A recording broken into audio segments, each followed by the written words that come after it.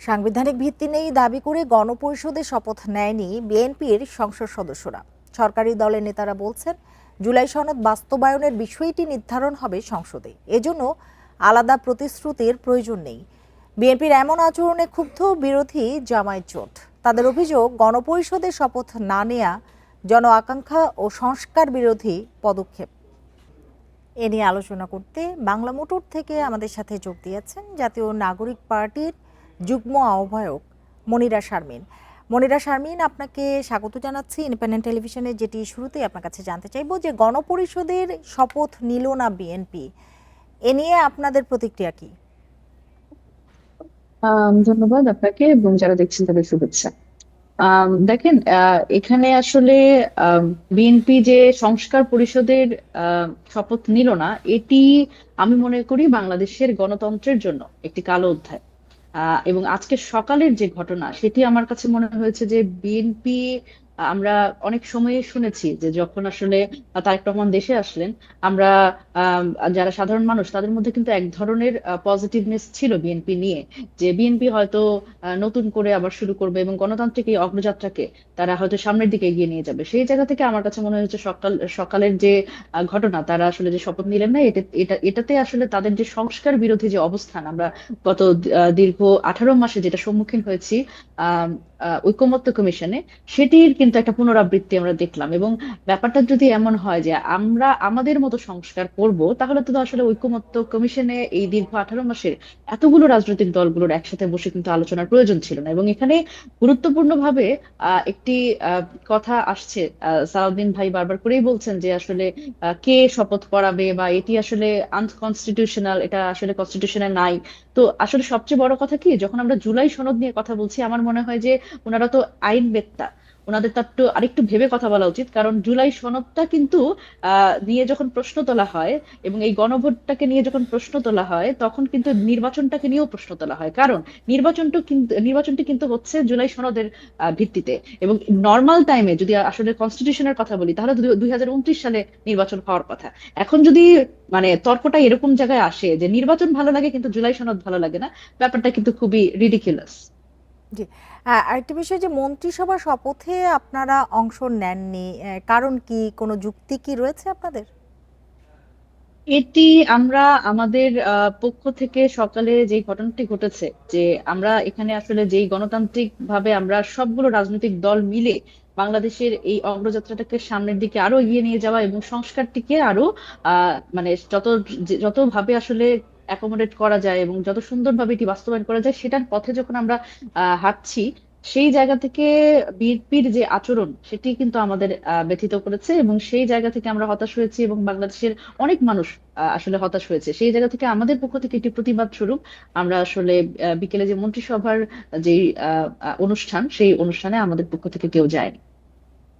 জি, আপনি যেটি বললেন যে এই যে গণপরিষদের শপথ না নেওয়া বা সকাল থেকে যে ঘটনাগুলো ঘটেছে তার কারণে আপনারা মন্ত্রিসভার শপথে যাননি, জুলাই সনদ কি সংকটে পড়তে পারে বলে মনে করেন আপনি? অবশ্যই, দেখেন অলরেডি কিন্তু জুলাই এই গণভোট নিয়ে কিন্তু প্রশ্ন উঠেছে, গণভোটের আইনি বৈধতা এবং এই জিনিসগুলো নিয়ে বিএনপির পক্ষ থেকে কিন্তু নানান ধরনের প্রশ্ন তোলা হচ্ছে। তো এটি কিন্তু আরো স্পষ্টভাবে আমাদের দেখায় যে এই যে সংবিধানটাকে এখনো, যে হাসিনার সংবিধান, এবং আমরা যেটাকে বলছি যে গণ অভ্যুত্থান ঘটে গেছে বাংলাদেশে, এই গণ অভ্যুত্থান হয়তো তারেক রহমান দেখেন নাই। এই গণ অভ্যুত্থানে হয়তো আমি যদি বলি যে একেবারে হেভি ওয়েট নেতারা যারা এই প্রশ্নগুলো তুলছেন, তারা হয়তো জানেন না যে কোন আকাঙ্ক্ষার ফলে এই সংস্কারগুলো আসলে আসছে, এবং কেন আমরা এই এত সংস্কারের কথা বলছি। যে কারণ আমরা চাই না বাংলাদেশে আর কোনো সরকার আবার সেই হাসিনা হয়ে উঠুক অথবা ফ্যাসিস্ট হয়ে উঠুক। কিন্তু এই যে রিয়ালাইজেশনটা, এটি তো আসলে আমরা দেখছি যে সরকারি দল হিসেবে এই যে 2/3 মেজরিটি নিয়ে যে তারা আসলেন, এবং তারা আবার আবার আমরা আগের মতো দেখছি যে তাদের যা খুশি তাই করবার এক ধরনের প্রবণতা তাদের মধ্যে আছে।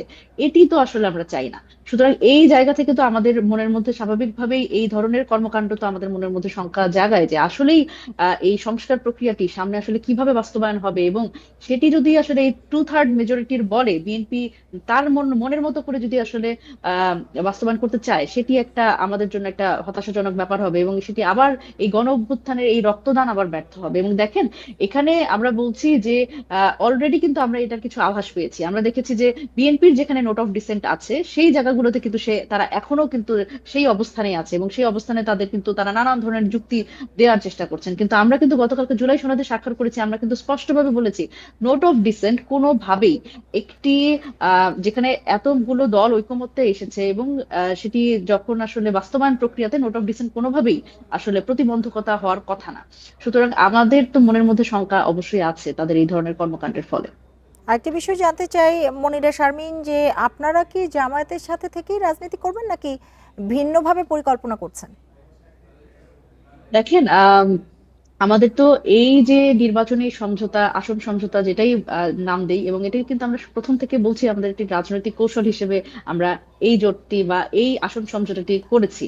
তো সেই জায়গা থেকে আমরা বলছি যে এখানে তো নির্বাচন এবং আমাদের সামনে কিছু বিষয় আছে যেটি নিয়ে কিন্তু আমাদের এই জোটটা আগাবে। সেটা কি এই যে যে যেরকম সংস্কারের ব্যাপারটা, যে সংস্কারটি আসলে বাস্তবায়নের ক্ষেত্রে আমরা তো আসলে একলা এই লড়াইটা করার থেকে আমাদের মনে হয়েছে আমাদের এখানে জামাতের পজিশনও, যেহেতু তারা বলছে যে তারা সংস্কারের ক্ষেত্রে আন্তরিক, সুতরাং এই জায়গাতে আমরা সংস্কার বিষয়টি নিয়ে এবং এই বাস্তবায়ন প্রক্রিয়া নিয়ে সামনের দিকে হয়তো একসাথে আগাবো। তবে অবশ্যই এনসিপির যে স্বতন্ত্র রাজনীতি, সেটি তো আসলে এনসিপি এই 6 জন তাদের যে প্রতিনিধি, নব্য সংসদ সদস্য হিসেবে তারা যখন সংসদে কথা বলবেন, তাদের কথা বলা, তাদের এজেন্ডা, তাদের ইশতেহার, সবকিছুর মাধ্যমে কিন্তু এনসিপির যে স্বতন্ত্র রাজনীতি সেটি কিন্তু সাধারণ মানুষ দেখার একটা সুযোগ পাবে।